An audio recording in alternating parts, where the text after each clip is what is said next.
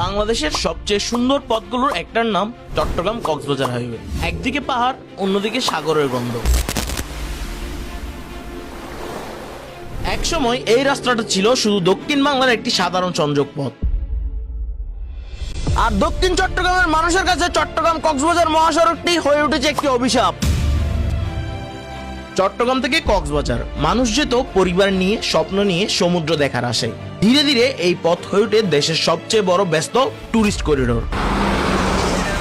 হাজারো বাস, truck, private car আর মোটরসাইকেলের চলাচলে দিনরাত জেগে থাকা এক হাইওয়ে। কিন্তু সময়ের সাথে সাথে এই পথের আরেকটা পরিচয় তৈরি হতে থাকে: ওভার স্পিডিং, ডেঞ্জারাস ওভারটেকিং, সংকীর্ণ 2 লেনের রাস্তা, আর তারপর একের পর এক দুর্ঘটনা, যার কারণে কিছু জায়গা ধীরে ধীরে পরিণত হয় ডেথ জোন হিসেবে।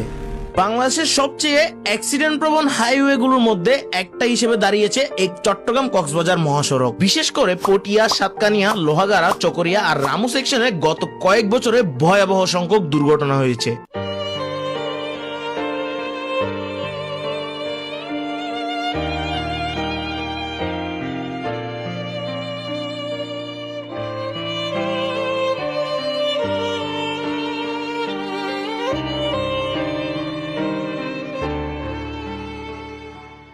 গত কয়েকদিন আগেও সংঘটিত হয় ভয়াবহ একটি দুর্ঘটনা। বিভিন্ন রিপোর্ট অনুযায়ী গত 5 বছরে 350+ মানুষের মৃত্যু হয়েছে এই হাইওয়েতে। শুধু 2025 সালেই 84 জন নিহত এবং 132 জনের উপরে আহত হয়েছিল। বড় দুর্ঘটনা ছাড়াও ছোটখাটো দুর্ঘটনাগুলো হিসাব করলে এই সংখ্যাটা কিন্তু আরো বেশি। এই চট্টগ্রাম কক্সবাজার মহাসড়কের মধ্যে 21টি হাই রিস্ক জোন শনাক্ত করা হয়েছে, যার মধ্যে লোহাগাড়া, সাতকানিয়া, পটিয়া, চকরিয়া, রামু এলাকাগুলো সবচেয়ে বেশি ঝুঁকিপূর্ণ বলে ধরা হয়। আর এর মধ্যে লোহাগাড়ার চুনতি এলাকার জাঙ্গালিয়া নামক জায়গাটি সবচেয়ে বেশি ঝুঁকিপূর্ণ। এই মহাসড়কের সবচেয়ে বড় বড় দুর্ঘটনাগুলো ঘটেছে লোহাগাড়ার চুনতি এলাকায়।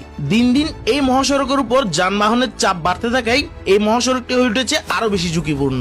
আরো কিছু যদি আমি পয়েন্ট আপ করি, তার মধ্যে থাকবে ন্যারো রোড এবং সবচাইতে বেশি বাঁক। পুরো বাংলাদেশের মধ্যে এটি একমাত্র হাইওয়ে যেখানে সবচাইতে বেশি পরিমাণে বাঁক রয়েছে। প্রায় 45টিরও বেশি আঁকাবাঁকা রাস্তা এই রোডের মধ্যে। আমরা যদি কর্ণফুলী ব্রিজ পার করি তাহলে দেখতে পাবো পটিয়া অংশের মধ্যে প্রচুর পরিমাণে আঁকাবাঁকা রাস্তা রয়েছে। আমরা যদি লক্ষ্য করি, পটিয়া এলাকার হু লাইন এবং আমজুরহাট এলাকায় 2টি বিশাল বাঁক রয়েছে, যেগুলো সবচেয়ে বেশি দুর্ঘটনা প্রবণ জায়গা। আর এই জায়গাগুলোতে দুর্ঘটনার প্রবণতা কমিয়ে আনার জন্য ব্যবহার করা হয়েছে কিছু ছোট ছোট স্পিড ব্রেকার, যেগুলোর অবস্থা আপনারা ভিডিওতেই দেখতে পাচ্ছেন। গাড়ি চলতে চলতে এগুলো একদম মাটির সাথে দেবে গিয়েছে, যেগুলো কোনো গাড়ি এখন পরোয়া করে না। এরপর আসি পটিয়া ইন্দ্রপুল এলাকায়।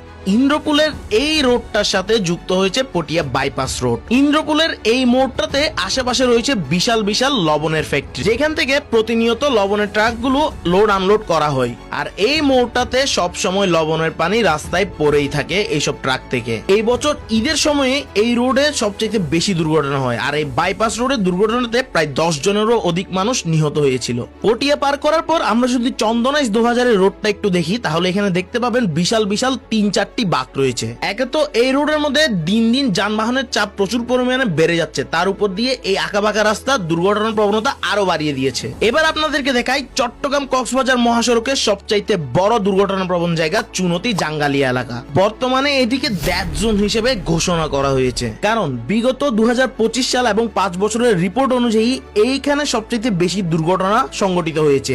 আর আপনারা জানেন গত কিছুদিন আগেও এই রোডে 2টি মার্সা বাসের মুখোমুখি সংঘর্ষ হয়। গত কয়েক মাস আগেও 6 লেন রাস্তার দাবিতে এই এলাকার মানুষজন এখানে মানববন্ধন এবং বিক্ষোভ কর্মসূচি পালন করে।